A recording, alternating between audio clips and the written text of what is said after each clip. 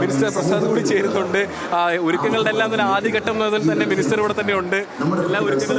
എല്ലാ ഒരുക്കങ്ങളും പൂർത്തിയായി. കേരളത്തിൽ ഇപ്പം നമ്മൾ ഏതാണ്ടൊരു ദേശീയ ഉത്സവമായി പ്രവേശനോത്സവം മാറിക്കഴിഞ്ഞിരിക്കുന്നതാണ് എനിക്ക് തോന്നുന്നത്. ഓണത്തിനൊക്കെ ഉള്ള ഒരുക്കങ്ങൾ പോലെയാണ് മിക്കവാറും കുഞ്ഞുങ്ങളുള്ള വീടുകളിൽ സ്കൂളിൽ പോകുന്നതിനുള്ള ഒരുക്കങ്ങൾ തുടങ്ങുന്നതല്ല.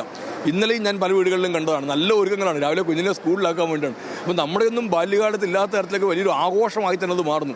ഇന്ന് ഇവിടേക്ക് വരുമ്പോൾ നോക്കൂ, എല്ലാ ജനപ്രതിനിധികളടക്കമുള്ളവർ, സമൂഹത്തിലുള്ളവർ, കുഞ്ഞുങ്ങൾ, അവരുടെ രക്ഷകർത്താക്കൾ, വിവിധ വിഭാഗങ്ങളിൽപ്പെട്ടവർ എല്ലാവരും ഈ ആഘോഷത്തിൻ്റെ ഭാഗമാവുകയാണ്.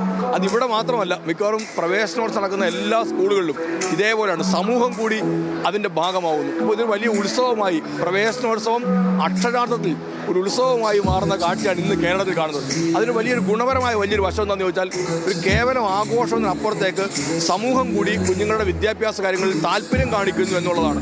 അപ്പോൾ ആ കുഞ്ഞിനും ഒരു പിന്തുണയാവുന്നു, പിൻബലമാവുന്നു. ഇതൊരു ചെറിയ കാര്യമല്ല. അപ്പോൾ സമൂഹം അപ്പാടെ കുഞ്ഞുങ്ങളുടെ വിദ്യാഭ്യാസ കാര്യത്തിൽ സജീവമായ താല്പര്യം കാണിക്കുന്ന ഒന്നായി വരുന്നു. അപ്പോൾ പല സംഘടനകളും ഇത് ബുദ്ധിമുട്ടൊക്കെ അനുഭവിക്കുന്ന ആൾക്കാരെ സഹായിക്കാൻ ഈ സമയത്ത് തയ്യാറാവുന്നുണ്ട്. അപ്പോൾ അവരും ഈ ഇൻവോൾവ് ആവുകയാണ്, അപ്പോൾ പങ്കാളിത്തം ഉണ്ടാവുകയാണ്.